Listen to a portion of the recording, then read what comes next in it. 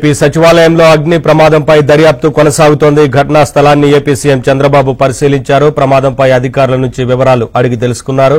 CS, DGP, fire DG ప్రమాద కారణాలని సీఎంకు వివరించారు. అంతకుముందు ఘటనా స్థలాన్ని హోంమంత్రి అనిత పరిశీలించారు. ఈ అగ్ని ప్రమాదంపై తొళ్లూరు పోలీస్ స్టేషన్లో కేసు నమోదైంది.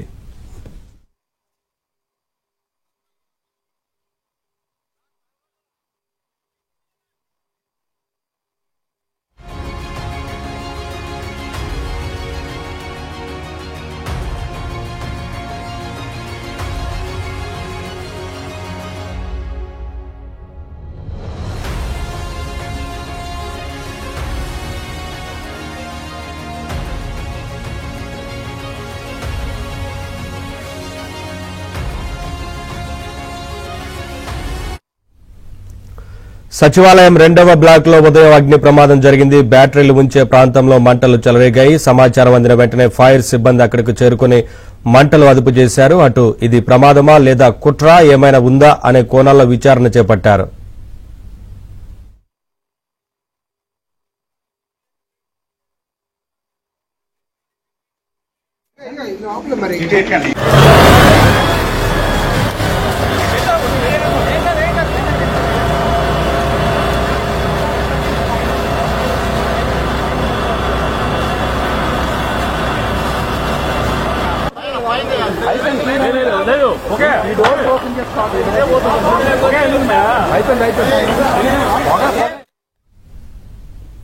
ఇదే అంశానికి సంబంధించి మరింత సమాచారం మా ప్రతినిధి సత్య అందిస్తారు. సత్య, ఇప్పటికే ఈ ప్రమాదానికి సంబంధించి కేసు కూడా నమోదైనట్లుగా తెలుస్తోంది. ఏంటి వివరాలు? ఏపీ సచివాలయంలో 2వ బ్లాక్ అంటే మొదటి బ్లాక్ కి 2వ బ్లాక్ కి మధ్యన 2వ బ్లాక్ వైపు బ్యాటరీ రూమ్ ఒకటి ఉంటుంది. ఆ బ్యాటరీ రూమ్ లో ఈ ఉదయం తెల్లవారుజామున 6:30 సమయంలో ప్రాథమిక ఆధారాల ప్రకారం షార్ట్ సర్క్యూట్ ద్వారా అగ్ని ప్రమాదం సంభవించినట్టుగా సమాచారం వచ్చింది. ఇమీడియట్ గా ఎస్పీఎఫ్ భద్రతా సిబ్బంది ఎవరైతే సచివాలయ భద్రత చూస్తారో వాళ్ళు అక్కడికి చేరుకుని దాన్ని ఆర్పే ప్రయత్నం చేశారు. అయితే ఎంతకే ఆగకపోవడంతో ఫైర్ సేఫ్టీ అండ్ ముఖ్యంగా ఫైర్ వెహికల్ కి ఫోన్ చేయడం జరిగింది. ఇక్కడే ఫైర్ స్టేషన్ కూడా సెక్రటేరియట్ బయటే ఉంటుంది.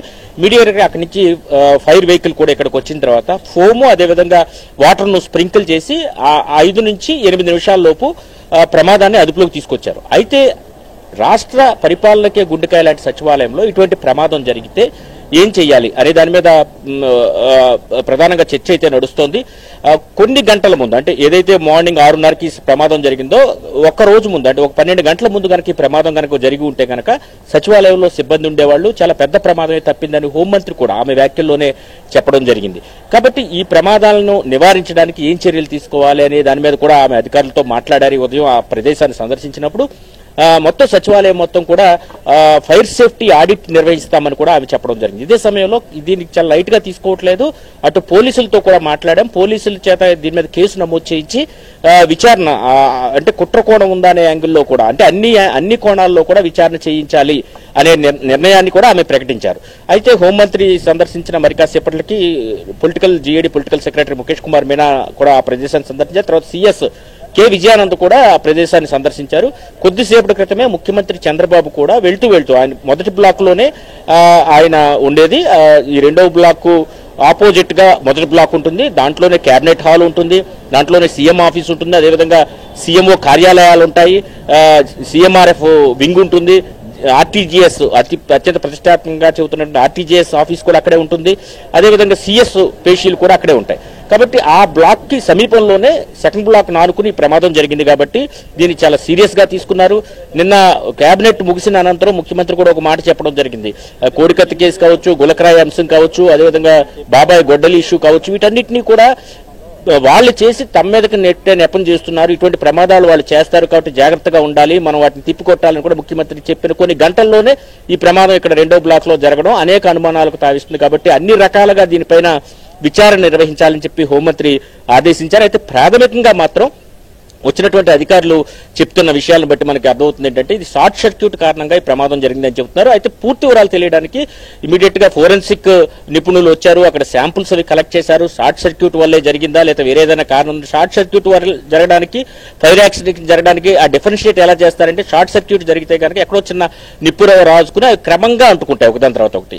దాంతో అక్కడ ఉన్నటువంటి హీట్ కావచ్చు, ఆ ప్రదేశంలో ఉన్నటువంటి వేడిని బట్టి, అదేవిధంగా అది షార్ట్ సర్క్యూటా లేదంటే ఒకేసారి తగలబడితే కనుక ఏదైనా బర్న్ అయ్యే వస్తువులు దాని మీద జల్లి అక్కడ తగలబెట్టారా లాంటి అంశాలను వాళ్ళు అంచనాకు వస్తారు. కాబట్టి షార్ట్ సర్క్యూట్ వల్ల ఇది జరిగిందా లేదా కావాలని చేసిన అంశమా అనే దాని మీద ఫోరెన్సిక్ నిపుణులు ఇప్పటికే శాంపుల్స్ కూడా కలెక్ట్ చేసి తీసుకువెళ్లారు.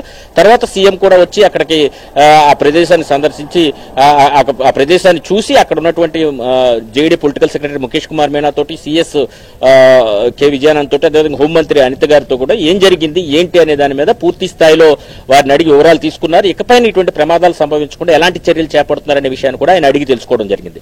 అయితే ఇక రెండో బ్లాక్ విషయానికి వస్తే మొదటి బ్లాక్ లో ఆనుకుని, రెండో బ్లాక్ ను ఆనుకుని ప్రమాదం జరిగినప్పటికీ కూడా మొదటి బ్లాక్ లో సీఎంఓ కార్యాలయం ఉంటుంది, చీఫ్ మినిస్టర్ ఆఫీసులు ఉంటాయి, అదేవిధంగా ఆర్టీజీఎస్ కావచ్చు, అదేవిధంగా సీఎంఆర్ఎఫ్ కార్యాలయాలు ఇవన్నీ కూడా మొదటి బ్లాక్ లో ఉంటాయి. ఇక రెండో బ్లాక్ విషయానికి వస్తే కనుక ఈ ప్రమాదం ఎక్కడైతే జరిగిందో దాన్ని ఆనుకునే మంత్రి నారాయణ పేషి కావచ్చు, అదేవిధంగా హోంమంత్రి అనిత గారి పేషి కావచ్చు, ఆ పక్కనే ఆనం రామనారాయణ రెడ్డి పేషి కావచ్చు, ఈ మూడు కూడా కింద గ్రౌండ్ ఫ్లోర్ లోనే ఉంటాయి. ఇక పై ఫ్లోర్ వరకు కూడా మంటలు వ్యాపించాయి. ఆ దృశ్యాలు కూడా మనం వీడియో విజువల్స్ లో కూడా చూడొచ్చు.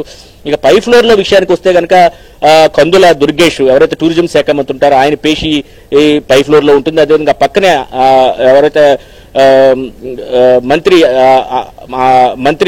పయ్యావుల కేశవ్ కావచ్చు, అదేవిధంగా పౌర సరఫరాల శాఖ మంత్రి నాదెండ్ల మనోహర్, వీరందరూ కూడా పై ఫ్లోర్ లో ఉంటారు. కాబట్టి ఈ మంత్రులు ఉండే చాలా సెన్సిటివ్ ఏరియా. ఇటువంటి ప్రమాదాలు జరగకుండా అన్ని జాగ్రత్తలు ముందే తీసుకోవాల్సి ఉన్నప్పటికీ కూడా ఎందుకు ఎవరైనా నిర్లక్ష్యంగా వ్యవహరించారనే దాని కోణంలో కూడా పూర్తి స్థాయిలో విచారణ అయితే చేస్తున్నారు. మరోవైపు ఏదైతే ఈ ఫైర్ యాక్సిడెంట్ జరిగిందో అక్కడ ఫైర్ అలారం మోగలేదనేది కూడా తేలుతుంది. అయితే ఫైర్ అలారం ఆ రూమ్ లో ఎక్యూపై లేదంటున్నారు. ఎందుకు అక్కడ ఫైర్ అలారం పెట్టలేదనే దాని మీద కూడా విచారణ చేయించాలని, మొత్తం అన్ని కోణాల్లో కూడా, కుట్ర కోణంతో సహా అన్ని కోణాల్లో కూడా ఈ అంశాన్ని విచారణ చేయించాలని హోంమంత్రి ఆదేశించారు. ఆ దిశగా పోలీసులు, అదేవిధంగా భద్రతా సిబ్బంది కూడా విచారణకు సిద్ధమవుతున్న పరిస్థితి అయితే ఉంది. Thank you Satya, thanks for the updates.